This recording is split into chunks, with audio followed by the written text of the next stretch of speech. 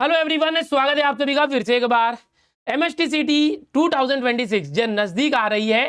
First attempt अप्रैल में 11 अप्रैल onward होने वाला है, सेकंड अटेम्प्ट मई में होने वाला है। बट इस दरमियान सीटी सेल की तरफ से सोशल मीडिया और ट्विटर के जरिए जो भी बच्चे कैंडिडेट इस एग्जाम में बैठने वाले हैं, भले वो एमएसटीसीटी पीसीएम पीसीबी हो या एमबीए एमसीए या होटल मैनेजमेंट सीटी हो, किसी भी प्रकार की सीटी, सभी के लिए कुछ सूचनाएं जारी की है, कुछ नियम बनाए हुए हैं जिनका पालन सभी कैंडिडेट को करना है। वो इस वीडियो में आपको मैं बताने वाला हूँ। सीटी सेल ने अपने सोशल मीडिया हैंडल के जरिए कुछ चीजें बताई है कि 2026 में जो भी एग्जाम होने वाली आहे 2026साठी एमएसटीसीटी किंवा एमएससीटी साठी सामायिक प्रवेश परीक्षा सुरळीत आणि पारदर्शकपणे पार पाडण्याकरिता उपाययोजना काहीतरी मार्गदर्शक तत्वे ठरवलेले आहे। बच्चों, आपको मालूम है बोर्ड एग्जाम में इस साल जो है कमेटी बनाई गई थी और जो भी बड़े बड़े अधिकारी थे उनको शामिल किया गया था। बहुत सी जगह पर जो फ्लाइंग स्क्वाड आ रहा था और बहुत सारे बच्चों को जो सस्पेंड किया गया था, टीचर को भी किया गया था। बोर्ड एग्जाम में इंक्वायरी बहुत हुई थी। वैसे ही सीटी में इस साल जो है थोड़े से कुछ नियम बनाए हैं जो आपको जानकारी होनी चाहिए। और वैसे तो सीटी में हमेशा कड़क ही होते हैं जेई जैसे, बट इस बार थोड़े से और कुछ एआई टूल्स वगैरह का भी इस्तेमाल बच्चे करते हैं, उसको लेकर भी कुछ नियम आए जो मैं आपको बताने वाला हूं। सर्वात आधी तुम्हाला सांगू इच्छितो की जी सीटी एग्जाम आहे त्यासाठी गैरप्रकारांना आळा घालण्यासाठी कडक नियमावली लागू करण्यात आली असून नियमांचे उल्लंघन केल्यास तात्काळ कायदेशीर कारवाई किंवा चौकशी केली जाईल।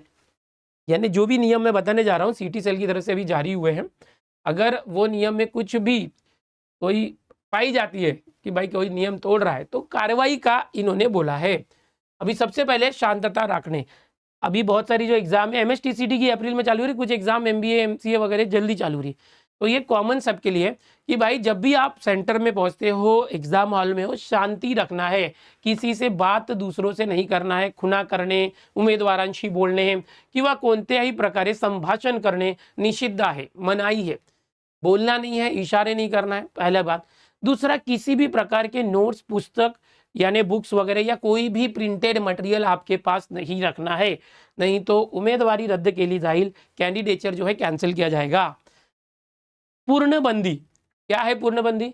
Mobile phone, smart watch, smart goggle, calculator, Bluetooth, ऐसे जो इलेक्ट्रॉनिक आइटम्स होते हैं उनका यूज करना या अपने पास रखना गुन्हा है, गुन्हा मानला जाईल। ओके, मग ती उपकरणे चालू असोत वा बंद। अब तुम बोलोगे सर ये बंद है, मैंने मोबाइल रखा है, बंद करके रखा है, नहीं चलेगा। ये जो भी डिवाइसेस है एग्जाम हॉल में आपके पास नीचे बाहर रख के आना है। कायदेशीर कारवाई, परीक्षेत एआय टूल्स किंवा तत्सम तंत्रज्ञानाचा गैरवापर करताना उमेदवारावर माहिती म्हणजे आईटी एक्ट कठोर कायदेशीर कार्रवाई केली जाईल। तो बच्चों देखो, अभी आपको पता है एआई का जमाना, हर एक चीज एआई से मिल रही है, फटाफट हो रही है। तो कुछ लोग हो सकते हैं एआई टूल्स का यूज करके आंसर निकाले ये सब, इसलिए ये पॉइंट नए से ऐड किया गया है कि भाई एआई टूल्स का यूज बिल्कुल नहीं करना और जो भी करेगा उसके ऊपर कायदेशीर कार्रवाई की जाएगी। ये सीटी सेल का नोटिफिकेशन है। ओके, अगला है ओळख। अभी कुछ बच्चों को ऐसे पाया गया है कि महाराष्ट्र में स्कैम चलता है हर साल। वो क्या करते हैं, किसी एक ने फॉर्म भरा है बट उसकी एग्जाम देने कोई दूसरा जा रहा है, तो इसको बोलते हैं दुसऱ्याच्या जागी परीक्षा देणे किंवा स्वतःच्या जागी दुसऱ्याला बसवणे म्हणजे तोतयागिरी करणे, हा फौजदारी गुन्हा है। तो ये भाई गया, अगर ऐसा हुआ तो दोनों जाएंगे, जो एग्जाम देने आया है और जिसका एग्जाम देने आया है, दोनों जाएंगे। ये बिल्कुल किसी ने नहीं करना है। गोपनीयता, अब यहाँ गोपनीयता मतलब कॉन्फिडेंशियल जो चीजें हैं, जैसे क्वेश्चन है, क्वेश्चन पेपर का कोई पार्ट है, उसका फोटो निकाल लेते हैं। लास्ट ईयर हुआ था, कोई सेंटर पे मोबाइल यूज कर रहा है बच्चा, वो वायरल हुआ था सोशल मीडिया पे।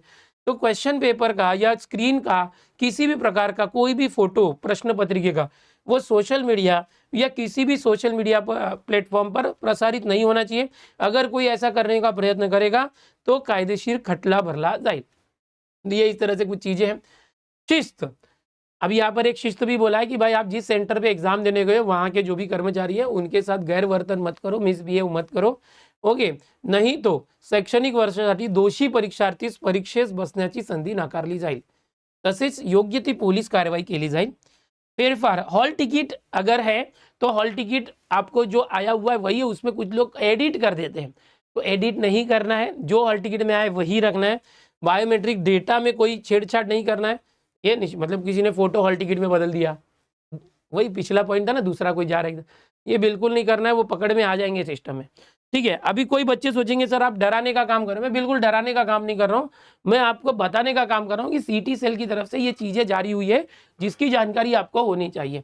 जीरो टॉलरेंस मंजेस का है, एग्जाम सेंटर पे किसी भी प्रकार के कोई हथियार, स्फोटके, विस्फोटक जो होता है उस तरह से कोई अमली पदार्थ, नशीले पदार्थ होते हैं, प्रभावाखाली प्रवेश करणे यासारखे कृत्यांसाठी झिरो टॉलरेंस धोरण आहे। यानी कोई अगर कुछ नशा करके आ रहा है, नशे में आ रहा है किसी भी प्रकार का, तो वो उसे अलाउ नहीं कर सकते, उसे बाहर करने का उनको पूरा राईट आहे।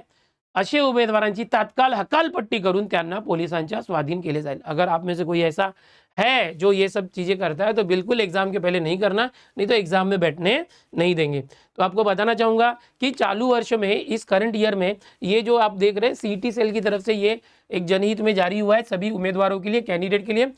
आपको इस चीज़ का ध्यान रखना। अब एक बात और बताऊंगा कि जब भी आपका हॉल टिकट आएगा, हॉल टिकट आने के बाद एग्जाम के लिए आपको तैयारी करनी है। एग्जाम अगर आपका 9 बजे है, 7:30 बजे सुबह पहले पहुंच जाना है, 7:30 के पहले 1.5 घंटा पहले पहुंचना चाहिए। अगर 2 बजे दोपहर की शिफ्ट है तो 12:30 तक पहुंच जाना है।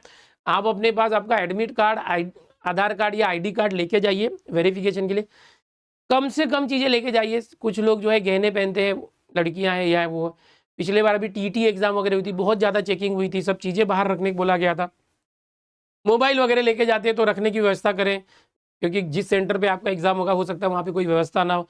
तो मिनिमम चीज़ें लेके जाए कि सेंटर में जाने के पहले कुछ चीज़ें बाहर रखना पड़े तो टेंशन आए, क्योंकि इस बार और स्ट्रिक्ट करने वाले हैं लोग, ऐसा जो इन्होंने बताया। दूसरा, एग्जाम देते समय आपका कभी कभी कंप्यूटर बिगड़ जाता है, माउस नहीं चलता है, तो घबराना नहीं। उस समय टाइमर रुक जाता है। अगर आपका कुछ टेक्निकल इशू हुआ एग्जाम देते समय कंप्यूटर में, फिर तुरंत आप जो वहाँ पर जो इन्विजिलेटर्स होते हैं, सुपरवाइजर्स, उनको बुलाना है, वो उसको ठीक करते हैं। और फिर जब वो ठीक होगा तो टाइमर वापस चालू होता है। तो जहाँ से रुका था 10 मिनट के बाद चालू हुआ, तो 10 मिनट काउंट नहीं होगा, वो वहीं से काउंट होगा, टेंशन नहीं लेना है। दूसरी बात, जो रफ शीट होती है आपको मांगना है, लेकिन रफ शीट को वेस्ट नहीं करना है। बहुत सारे सेंटर आप जितना रफ शीट मांगोगे उतना देते हैं, बट कुछ सेंटर जो है गिन के देते हैं, भाई 1 दिया, 2 दिया, तीसरे में बोलते हैं भाई कितना मांग रहा है। कोई कोई सिर्फ एक ही शीट देंगे, भाई 1 दे दिया आप, नहीं हमारे पास शीट। तो ऐसा बहुत सारा कंप्लेंट हर साल मिलता है। तो उस चीज़ों को ध्यान में रखना है। और आपको क्या प्रैक्टिस करनी है, आपका सेंटर कहाँ लगने वाला है वो पता नहीं है, तो सबसे पहले आपको एक प्रैक्टिस करनी है कि जो भी रफ शीट है उसमें रफ वर्क छोटे छोटे राइटिंग में करना है। एक A4 पेपर पे आगे पीछे मैक्सिमम क्वेश्चन सॉल्व करने का कोशिश करना है। वो भरता है तो दूसरा शीट मांगना है। ओके, अगर वो दूसरा शीट नहीं देते तो आपका राइट है, आप उससे कंप्लेंट कर सकते हो। उसको बोलना है कि भाई मुझे और शीट चाहिए, आप दो मुझे, अब हक से मांग सकते हो। बट कोई कोई सेंटर पे बच्चे बताते नहीं देते। तो ये सारी चीज़ें हैं, घबराना नहीं है। किसी का 3 घंटा हो गया लेकिन आपका 15 मिनट बीच में रुक गया था कंप्यूटर, तो आपको सबके साथ बाहर नहीं निकालेंगे। आपको जितना मिनट आपका लेट हुआ था, कंप्यूटर हैंग हुआ था, रुका था, माउस नहीं चल रहा था, उतना मिनट आपका टाइमर और एक्स्ट्रा चलेगा और आप उतना लेट छूटोगे। ओके, अपनी तैयारी रखो। फर्स्ट अटेम्प्ट, सेकेंड अटेम्प्ट का बहुत कन्फ्यूजन है, सर क्या करें कैसे करें, तो वो उसके ऊपर मैं वीडियो लेकर आने वाला हूँ।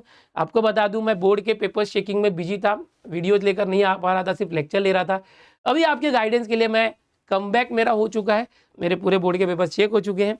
तो अब मज़ा आएगा और एक से एक इन्फॉर्मेशन मैं दूंगा आपको, और बढ़िया तरीके से गाइडेंस करूंगा, मोटिवेशन मिलेगा आपको, और 1 नंबर तैयारी आपकी होने वाली है। यूट्यूब पर भी अच्छे अच्छे कंटेंट आएंगे, चैनल से जुड़े रहो। वीडियो में जो जानकारी लगी वो कैसे लगी आप जरूर कमेंट में बताना, और आपको कौन से वीडियो चाहिए कमेंट में बताइए, वो वीडियोज लेकर मैं आपके लिए जरूर आऊँगा। मिलते हैं नेक्स्ट वीडियो में। Bye everyone, take care.